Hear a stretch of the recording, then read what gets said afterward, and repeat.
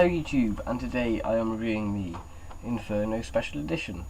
So I just want to do a quick sort of thing about the hashtag the fourth. Now they released two sort of teasers about that, and I thought it was just some sort of advertisement for Terror of the Zygons, because there is a rumour that there is going to be a trailer of hang on if I can just get Enemy of the World, or some sort of missing episode trailer on Terror of the Zygons, and I thought that's probably to do with it, you know, just to hype it, the DVD up even more. But no, it's going to be in this box set called The Fourth Doctor Time Capsule. I've pre-ordered it, so you can expect an unboxing and sort of review of that. That'll probably be in 3 parts actually, figure and the artwork. Oh, 2 or 3 parts. Yeah, I think the price is alright for what you're actually getting in the set. But now I shall go into Inferno. I'm totally going off topic here. Okay, so if we look at the cover, BBC Doctor Who Inferno Special Edition, we've got the Brigade Leader, John Pertwee, without his frilly shirt, probably a rehearsal sort of shot. A technician who is turning into a Primod, as you can tell by the hands. The Primods are the sort of villain, well, sort of the creatures in this story. We've got the Earth exploding, and we've got some sort of shockwave sort of effect there. 2-disc set, PG, a pink John Pertwee banner. For the spine, we have this nice sort of darkish purple thing. Well, spine. We've got some pictures from the story. We've got the evil Primods, what scared me when I first saw the story back in 2006. This story is by Don Houghton, who wrote The Mind of Evil, which is another cracking John Pertwee story. This story running time is 166 minutes, so it's a 7-part story. We look inside. I am a big fan of Lee Binding's sort of DVD artwork. I think they're brilliant. He put so much care into them. I just love the discs as well, especially with John Pertwee little covers. I just love it. Disc 2. Get a bit of shade off there. Yeah, so we just run through the 2 new special features. I just get the booklet, which is here. Here is the nice little booklet. Some more pictures, and we've got the chapter points. Oh, and then we have the technician guy. If you didn't believe me, he's turning into some sort of weird creature. We have commentary. Can you hear the Earth screaming? That looks at the making of the story. Haddock versus Havoc. Now that's a really good. This is a new special feature, where Toby Haddock, who does most. Well, he's done some good sort of documentaries. He did Living with Levine, and he did Finding Peter R. Newman, which I think are really good DVD extras. And he performs a stunt at the end, and it's got some of the old sort of Havoc team, and it sort of gives you an insight what it was like being a stunt person back in the 1970s. Doctor Forever Lost in the Dark Dimensions, that looks at the rumours and speculations about the show returning between 89, 96 and 2005. Unit Family Part 1, visual effects promo film, deleted scenes, Pertwee Years intro, Doctor Who Annual 1971, radio time visiting, production subtitles, photo gallery, and the coming soon trailer, which is The Mind of Evil. Yes, so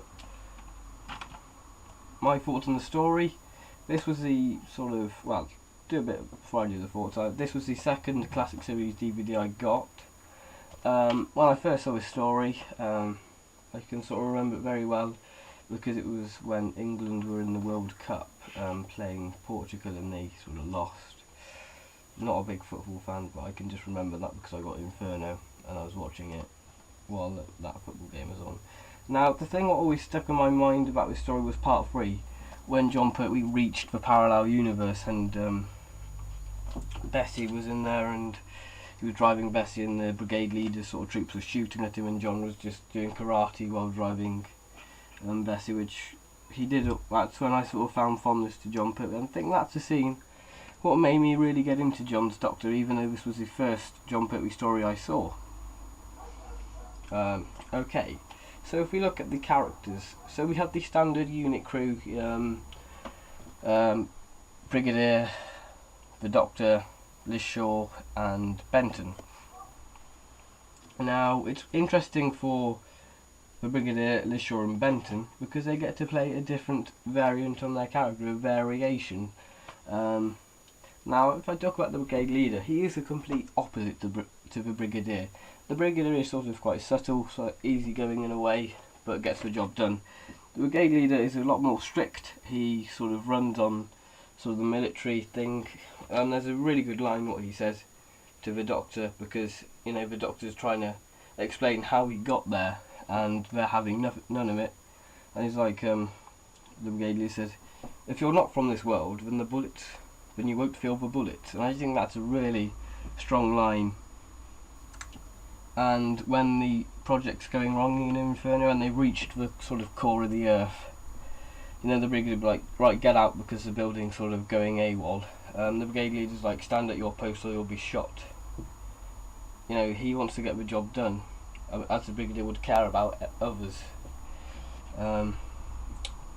We've got Liz Shaw, who in the Doctor's, what the Doctor knows is sort of science orientated. In this she's sort of military orientated. Benton is more of a tough guy instead of the sort of tea and coffee sort of supplier. He sort of transforms into a Primod. Now that's quite an interesting thing, how they sort of made the people transform into the Primods. And yes, so let's go on to the Primods themselves. They were the first sort of scare I got in the classic series, and I just found them really scary because, while this sort of would scare toddlers, you know, because they're normally like, they pick up everything, you know, like, well, anything really, and this green glue would have put them off, gloop, and they'd be like, oh, do I touch it? And I think that's sort of, you know, quite scary, but if a kid touched that, you know, you can have a weird sort of Primod sort of toddler. Okay. I think this story is very ahead of its time. Again, global warming, like the Green Death, because this sort of, I think they're trying to provide energy, aren't they? So, well, not cheap energy, but anyway. I think it's very advanced for the time of the story, with all this drilling, because I think they were trying to harness the core for some sort of energy. You've got Professor Starman, who is a brilliant villain. Brilliant. I think this story's, well, the Ambassadors and Inferno are very creative in the way of saying what story it is. Because instead of having Doctor Who Inferno, it goes Doctor Who, then it cuts to this volcano erupting, goes Inferno. And I think that's really good. Like the Ambassadors, you had the cliffhanger, and it goes Dion, Ambassadors of Death.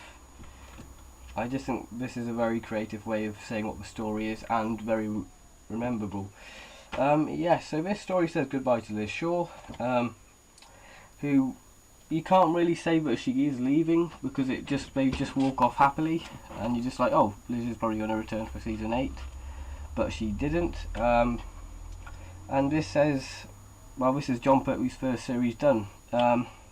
Yes, this is an absolutely brilliant DVD. They've remastered the picture quality, and you've got two new special features, which, yeah, they're good, they're worth having, I suppose. Yeah, this story is highly recommended. This, in some people's cases, this is the best Jon Pertwee story. Obviously, I have a different story. Yeah, so thank you for watching this review. Yeah, I'm just going to say this is a brilliant DVD. I know I keep saying it, yes. Yeah, I do think this is a brilliant story. Highly recommend any Doctor Who fan to check it out, because it's got some brilliant cliffhangers, and it keeps you on the edge of your seat. So thank you for watching this review, and I will see you in my next review, which will hopefully be shorter, of The Visitations.